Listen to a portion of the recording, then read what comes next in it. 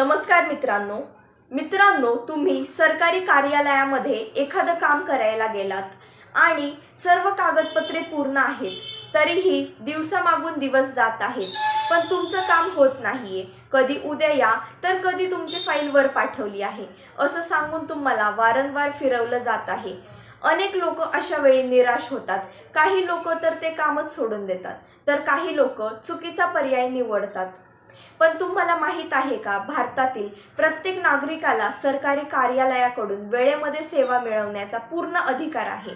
जर कोणताही अधिकारी किंवा कर्मचारी विनाकारण तुमचं काम अडवत असेल, मुद्दाम विलंब करत असेल किंवा योग्य कारण नसताना अर्ज प्रलंबित ठेवत असेल, तर त्याविरुद्ध तक्रार करण्याचा तुम्हाला पूर्ण अधिकार आहे.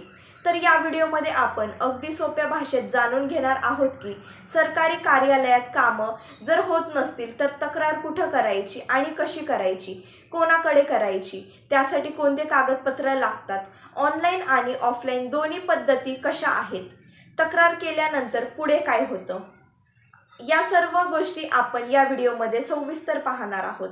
म्हणूनच हा व्हिडिओ शेवटपर्यंत नक्की पहा. सर्वप्रथम एक गोष्ट समजून घ्या, प्रत्येक कामं उशिरा झालं म्हणजे भ्रष्टाचार किंवा जाणून बुजून अडवणूक झाली असं नसतं. काही वेळा तांत्रिक अडचणी, अपूर्ण कागदपत्रे, पडताळणी किंवा कायदेशीर प्रक्रिया यामुळेही वेळ लागू शकतो.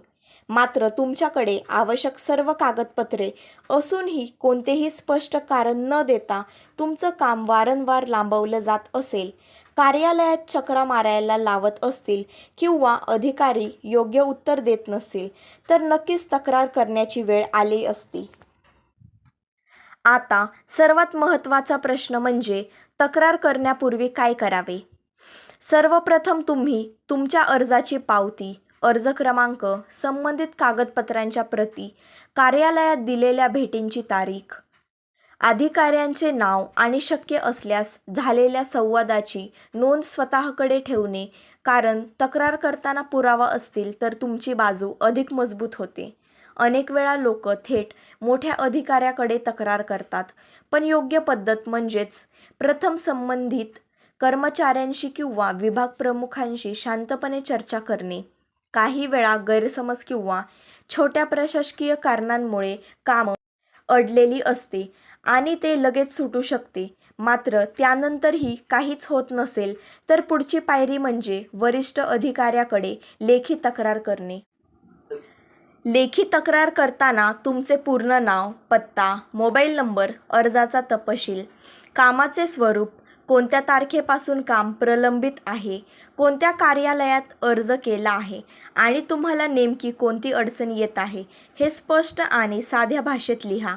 तक्रारीसोबत संबंधित कागदपत्रांच्या प्रती जोडा आणि तक्रार स्वीकारल्याची पावती नक्की घ्या. ही पावती पुढील प्रक्रियेत अत्यंत महत्त्वाची ठरते. जर कार्यालयाने तुमची लेखी तक्रारही दुर्लक्षित केली तर तुम्ही त्या विभागाच्या जिल्हास्तरीय किंवा विभागीय वरिष्ठ अधिकाऱ्याकडे तक्रार करू शकता. उदाहरणार्थ, महसूल विभागातील काम असेल तर तहसीलदार, उपविभागीय अधिकारी किंवा जिल्हा अधिकारी कार्यालयापर्यंत तक्रार करता येते. ग्रामपंचायत, पंचायत समिती, महानगरपालिका, जिल्हा परिषद किंवा इतर विभागांसाठीही त्यांचे वरिष्ठ अधिकारी उपलब्ध असतात. आजच्या डिजिटल युगात अनेक तक्रारी ऑनलाईन देखील करता येतात. महाराष्ट्र शासनाचे सार्वजनिक तक्रार निवारण पोर्टल, संबंधित विभागाची अधिकृत वेबसाईट किंवा मोबाईल ॲपद्वारे तक्रार नोंदवण्याची सुविधा अनेक विभागांनी उपलब्ध करून दिली आहे. ऑनलाईन तक्रार केल्यावर तुम्हाला एक तक्रार क्रमांक मिळतो.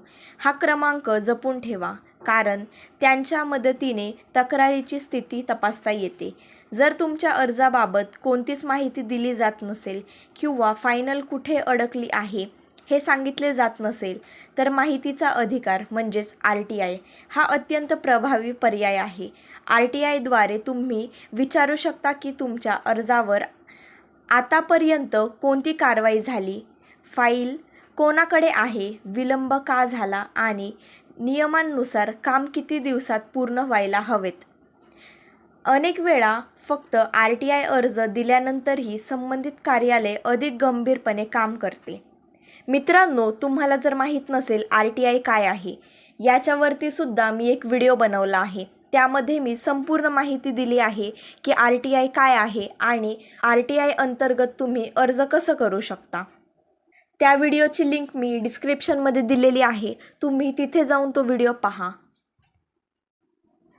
जर एखादा अधिकारी किंवा कर्मचारी काम करण्यासाठी थेट किंवा अप्रत्यक्षपणे पैशाची मागणी करत असेल तर अशा प्रकाराला अजिबात बळी पडू नका.